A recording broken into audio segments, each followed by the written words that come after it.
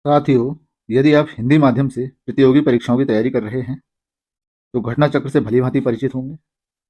और यदि आप सामान्य भूगोल का रिवीजन या प्रैक्टिस करना चाहते हैं, तो इनका तीसरा खंड आपके लिए काफ़ी उपयोगी हो सकता है।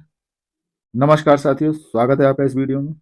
विश्व का भूगोल के अंतर्गत हम लोग अब तक 20 अध्याय पूर्ण कर चुके हैं। इस वीडियो में देखेंगे 21वां अध्याय, विश्व के प्रमुख सागर। पृथ्वी की सतह पर लगभग 70% से अधिक क्षेत्र में फैला महासागर या सागर खारे पानी का एक सतत निकाय है। पृथ्वी पर जलवायु को सहमित करने, भोजन और ऑक्सीजन प्रदान करने, जैव विविधता को बनाए रखने और परिवहन क्षेत्र में सागर आवश्यक भूमिका निभाते हैं। विश्व के प्रमुख सागर इस प्रकार हैं। दक्षिण चीन सागर चीन के दक्षिण तथा वियतनाम के पूर्व में स्थित एक सीमांत सागर है जो प्रशांत महासागर का एक भाग है। इसका विस्तार मुख्यतः चीन, Taiwan, Philippines, Malaysia, Brunei, Indonesia तथा वियतनाम के मध्य तक फैला है। इसकी अधिकतम गहराई लगभग 5,377 मीटर है। बेरिंग सागर बेरिंग सागर भी एक सीमांत सागर है। इसका विस्तार लगभग 25,20,000 वर्ग किलोमीटर है। बेरिंग सागर की अधिकतम गहराई जो ज्ञात है वो है 3,500 मीटर। भूमध्य सागर ये काफी इंपॉर्टेंट है। स्थल से घिरे हुए सागरों में सबसे बड़ा सागर यह स्ट्रेट ऑफ जिब्राल्टर द्वारा उत्तरी अटलांटिक महासागर से जुड़ा हुआ है। यह सागर उत्तरी अफ्रीका, यूरोप,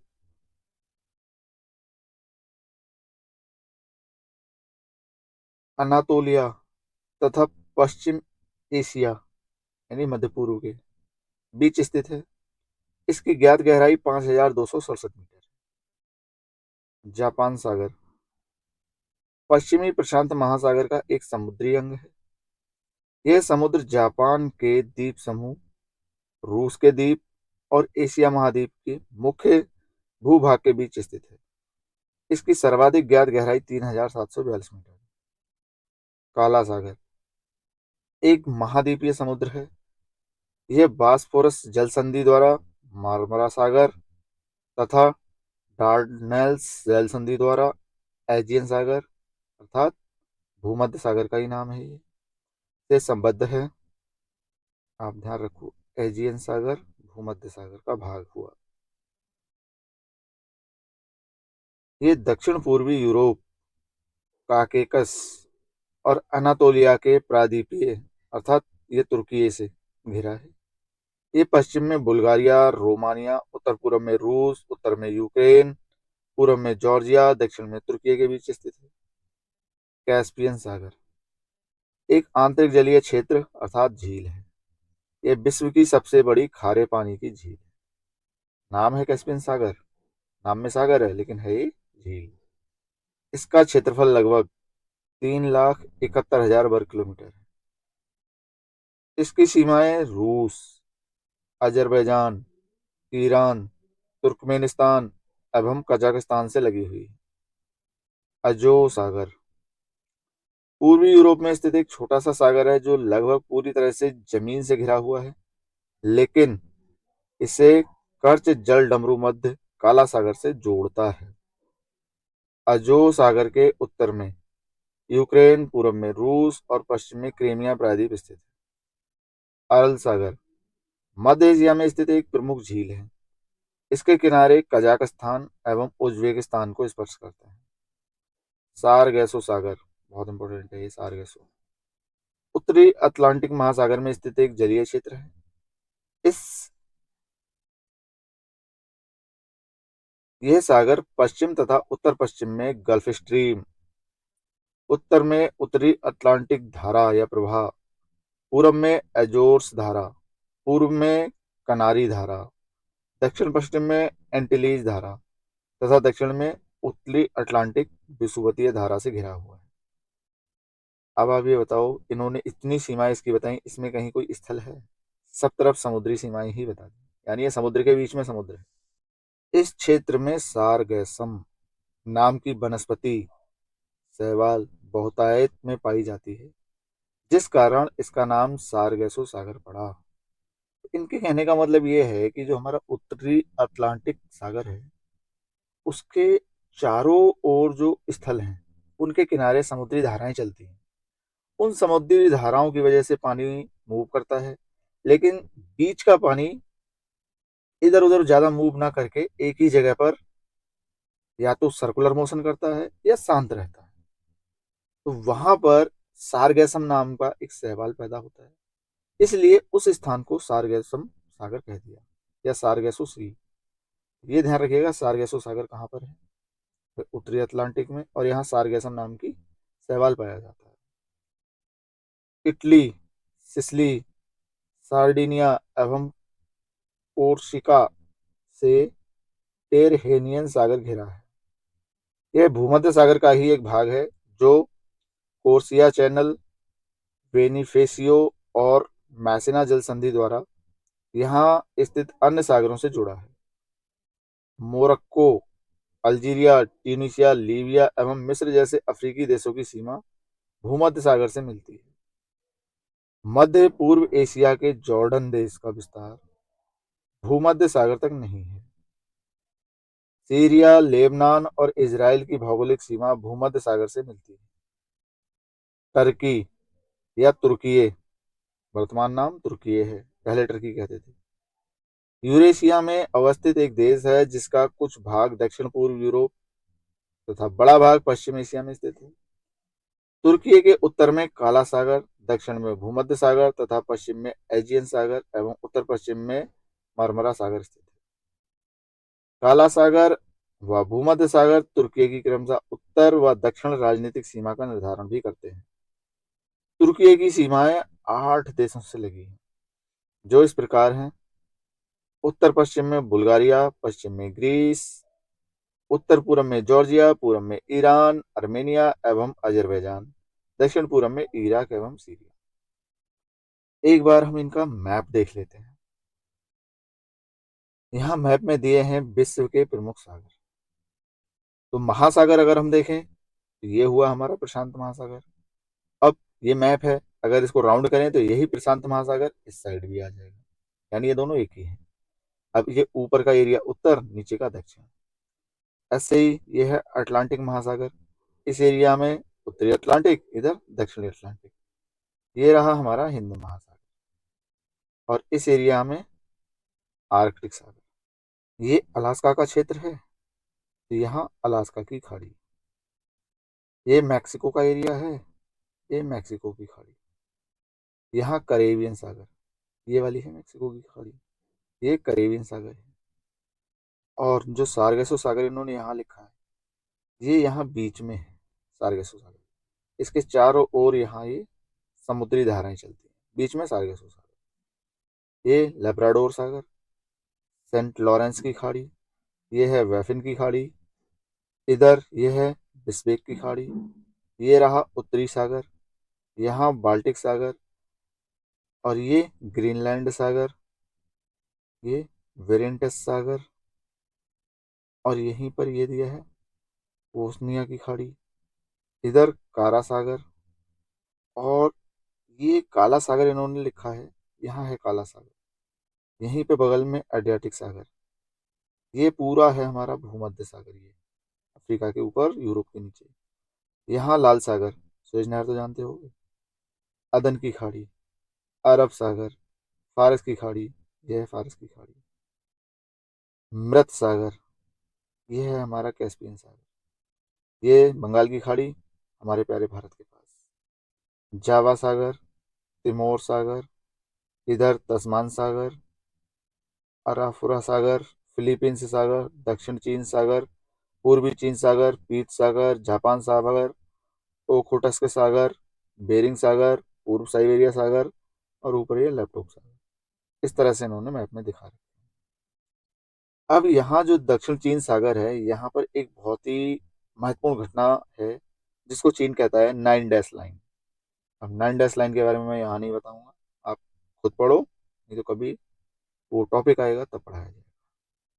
आगे बढ़ते हैं प्रश्नों की तरफ। पहला प्रश्न है, अजरबैजान की राजधानी बाकू निम्नलिखित में से किस एक सागर के किनारे है? तो अजरबैजान कहाँ है? कैस्पियन के किनारे है। बाकू कैस्पियन के किनारे। अजरबैजान या अजरबैजान की राजधानी बाकू कैस्पियन सागर के तट पर बसा इसका सबसे बड़ा शहर है। ये अजरबैजान के पूरब में स्थित है। अजरबैजान एशिया महाद्वीप का एक मुस्लिम बहुल्य धर्मनिरपेक्ष देश है, जबकि कैस्पियन सागर खारे पानी की सबसे बड़ी झील है। नाम में सागर है लेकिन इसको झील बोलते हैं। सबसे बड़ी झील दे, ये विश्व की सबसे बड़ी खारे पानी की झील कैस्पियन सागर। दूसरा प्रश्न टर्की के उत्तर में है। टर्की के उत्तर में है काला सागर, ऑप्शन ए। टर्की या तुर्की, वर्तमान नाम तुर्की है, एक यूरेशियाई देश। अब देखो यूरेशियाई लिखा मतलब ये यूरोप और एशिया दोनों महाद्वीपों में विस्तृत है। इसकी सीमा 4 सागरों से लगी हुई है। उत्तर में काला सागर, पश्चिम में एजियन सागर, उत्तर पश्चिम में मरमरा सागर, दक्षिण में भूमध्य सागर। अतः स्पष्ट है कि टर्की के उत्तर में काला सागर स्थित है। प्रश्न 3, टर्की किनके मध्य स्थित है? काला सागर और भूमध्य सागर कहाँ दिया है? Option B. टर्की, अब तुर्की के उत्तर में काला सागर, दक्षिण में भूमध्य सागर तथा पश्चिम में एजियन सागर, उत्तर पश्चिम में मरमरा सागर स्थित है। काला सागर व भूमध्य सागर टर्की की क्रमशः उत्तर व दक्षिण राजनीतिक सीमा का निर्धारण भी करते हैं। प्रश्न 4, निम्नलिखित सागरों का पश्चिम से पूरब सही क्रम है। काला सागर, भूमध्य सागर, कैस्पियन सागर, अरल सागर। पश्चिम से पूरब बनाना है। इन चारों में सबसे पश्चिम में मुझे मिलेगा भूमध्य सागर। भूमध्य सागर सबसे पहले दिया है कहीं? ऑप्शन सी, एक ही ऑप्शन में, यानी सबसे पश्चिम में भूमध्य सागर, फिर काला सागर, कैस्पियन सागर और सबसे पूर्व में अरल सागर। विकल्प में दिए गए सागरों का पश्चिम से पूर्व क्रम भूमध्य सागर, काला सागर, कैस्पियन सागर, अरल सागर। नेक्स्ट प्रश्न 5, आंतरिक सागर है। सफेद सागर, काला सागर, कैस्पियन सागर, जापान सागर। आंतरिक सागर मतलब चारों ओर से घिरा हुआ, बंद सागर कह सकते हैं इसको, आंतरिक। तो ये झील हो गया। और विश्व की सबसे बड़ी झील कौन सी है? कैस्पियन सागर, ऑप्शन सी। उपरोक्त प्रश्न में दिए गए सागरों में कैस्पियन सागर एक आंतरिक सागर है। यह विश्व की सबसे बड़ी झील है, जिसका क्षेत्रफल लगभग 3,71,000 वर्ग किलोमीटर है। ये कहीं भी किसी जल संधि से या समुद्र से जुड़ा हुआ नहीं है। प्रश्न 6, जिस महासागर से सारगैसो संबंधित है वह है सारगैसो, सारगैसो, सारगैसम घास, और है कहाँ? उत्तरी अटलांटिक में दिए गए, ऑप्शन बी। सारगैसो सागर उत्तरी अटलांटिक महासागर में स्थित एक क्षेत्र है। इसकी उत्पत्ति उत्तरी अटलांटिक विषुवतीय धारा के भंवर से होती है। हाँ, ये ध्यान रखो, बहुत अच्छा शब्द दिया इन्होंने, भंवर। मैंने बताया ना कि चारों ओर से समुद्री धाराएं घूमती हैं, बीच का पानी ऐसे ही यहाँ रहता है और सेंटर में बिल्कुल स्थिर रहता है। यहाँ पर सारगैसम नाम के शैवाल पनप जाते हैं, इसलिए इस एरिया को कहते हैं सारगैसो सागर। और यह है क्या? भंवर। इस क्षेत्र में सारगैसम नाम की वनस्पति बहुतायत में पाई जाती है, जिस कारण इसका नाम सारगैसो सागर पड़ा।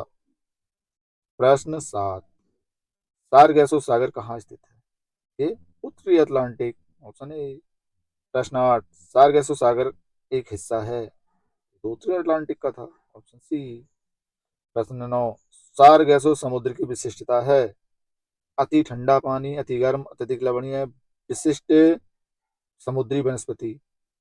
हाँ, पानी वहाँ भंवर वाला, बीच में शांत, और सारगैसम नाम का शैवाल, तो विशिष्ट समुद्री वनस्पति होगी सारगैसम, ऑप्शन डी।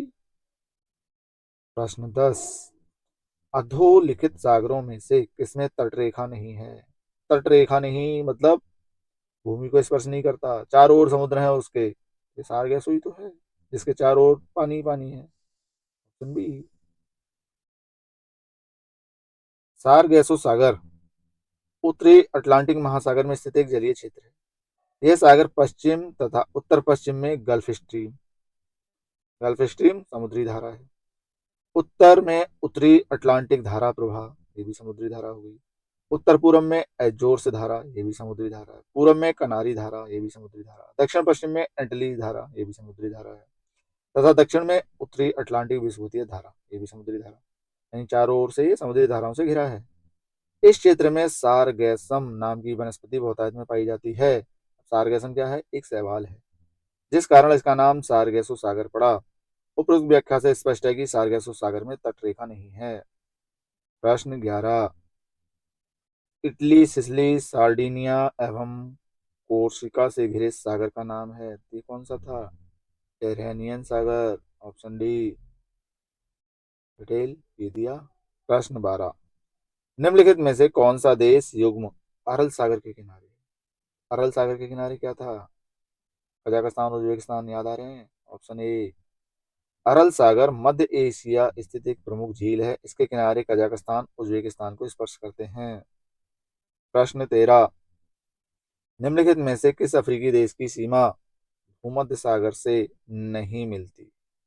अफ्रीका का देश है, भूमध्य सागर को टच नहीं करता। अल्जीरिया, चाड, मोरक्को, ट्यूनीशिया, तो ये चाड नहीं करेगा। चाड की सीमा भूमध्य सागर से नहीं मिलती। चाड एक स्थलरूद्ध देश है।